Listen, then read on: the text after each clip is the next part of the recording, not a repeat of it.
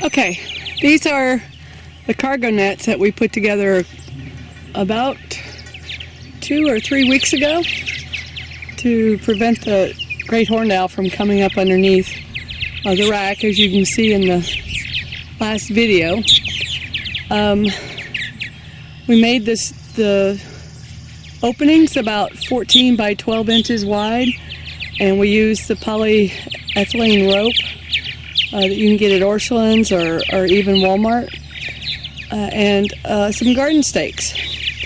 We also got some clips, which I'll show you in a minute, to make sure it's all clipped up to the cages to make sure it's a quick release.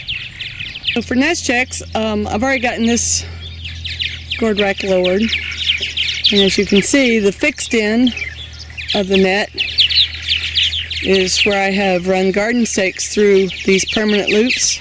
Make sure that when you cut your rope, that you melt the ends of it.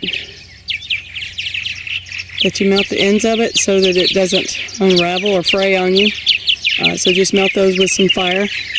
Tie you a good knot, and then you can slip your garden stake through it here. Slip your garden stake through it, and then you can just secure your loop in place here with a small zip tie. Here on the fixed end, we have secured the garden stakes to the cage with the 100-pound test or 100-pound capacity zip ties, and I just cut those off. There's another loop that's securing this side of the cargo net, and because I have a 3-inch pole in the middle, I had to make 2 separate cargo nets. They're both secured here close together, and then here in the middle I use these little clips from Walmart to just pull it together a little more so the owl doesn't feel tempted by any open gaps. And over here you can see it's the same thing for this side of the cargo net. So this is the permanently secured end of the cargo net, and I added a middle support with the garden stake here in the middle, just to try to hold it together and make it feel give it a little more support in the middle. That may have been a good idea or a bad idea, I'm not sure yet. Try to keep it from being too loose and sagging down too far. But either way, that middle support is clipped here on the side also with just another El Cheapo clip from Walmart. And then here on the end that's quick release, I have basically the same setup. The loops are secured to the garden stakes with zip ties, these little zip ties here. And then all the way across, I have 4 ropes, by the way, going each way, all secured. Same for the other side.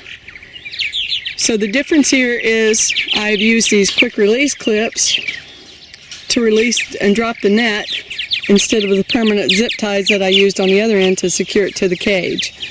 I only have to use 2 of them, since the garden stake is holding the thing in place. Again, same thing on the other side. And these, I think the squares on these came out just a little bigger, maybe 14 by 13 or so, but you can see it's all the same construction on both sides. Again, the quick release clips. Okay, again, the quick release clips. Okay, so I'm going to release these clips and show you how it drops down. Okay, so basically I have 7 clips to release in order to get in and do my nest check. And it's a little tough on the ends here. I may have to go to some bigger ones, but I just unclip that end for this side and the second one for this end.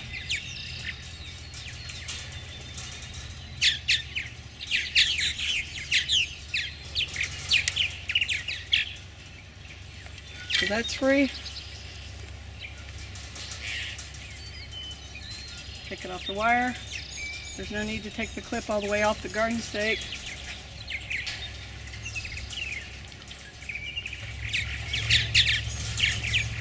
Unclip that in. Then we unclip the side clip here. There's no need to unclip the one side there because it's going to drop easily. Unclip that one.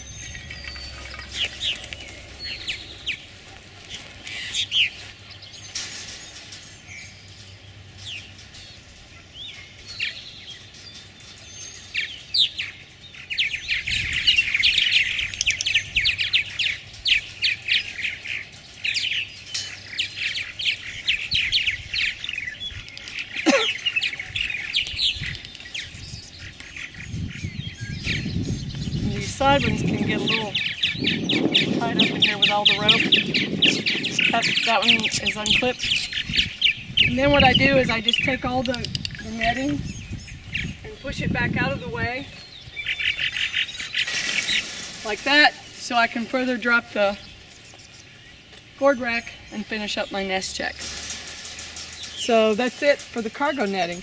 I'll show you how to reclip it here as soon as I finish my nest check. Okay, so I finished my nest check, and now I want to reconnect my net. So I just grab one side of it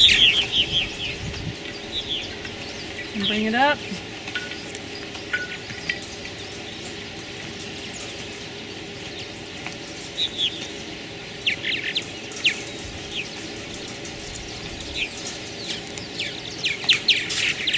Put that clip on.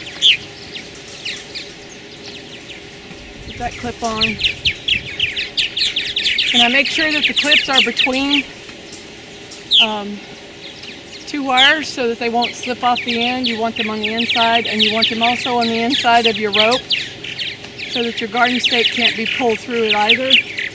And that's on both ends. Put the clips, and I reclip here in the middle, and all you have to do is just make sure that garden stake is out of your way. And I have the clip around the rope and the garden stake, which makes it a little bit hard, and then you just put the clip over the wire, and it's held in place both by the clip. It can't go slide out, and it can't slide in. So I've got the first side clip. This I kept clipped, so I don't have to redo that. Bring this one up, slide your clip over, make sure you stay inside the knot. Make sure your clip is secure.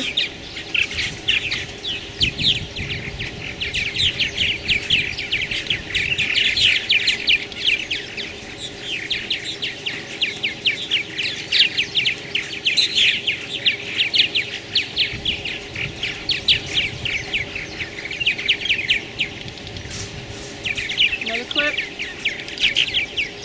and the last clip to secure it. Again, it's on the inside, so you can just push that garden stake up to the top, so you got room for your clip to open. Pull the wire through. It's on the inside. So I'll do a close-up of that so you can see how it's clipped. Okay, again, the clip is around both the rope and the garden stake. It's between two wires here, which you don't have much choice, but anyway, it keeps the garden stake from sliding out and your clip coming off. All you gotta do is have the clip around the wire. Same thing here on the ends. Clip just around the wire and the garden stake. Okay, so the netting is secure.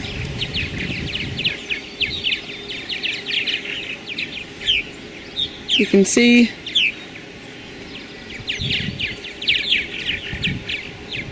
if the owl does decide she wants to get up through there, she's going to have a heck of a time getting herself untangled.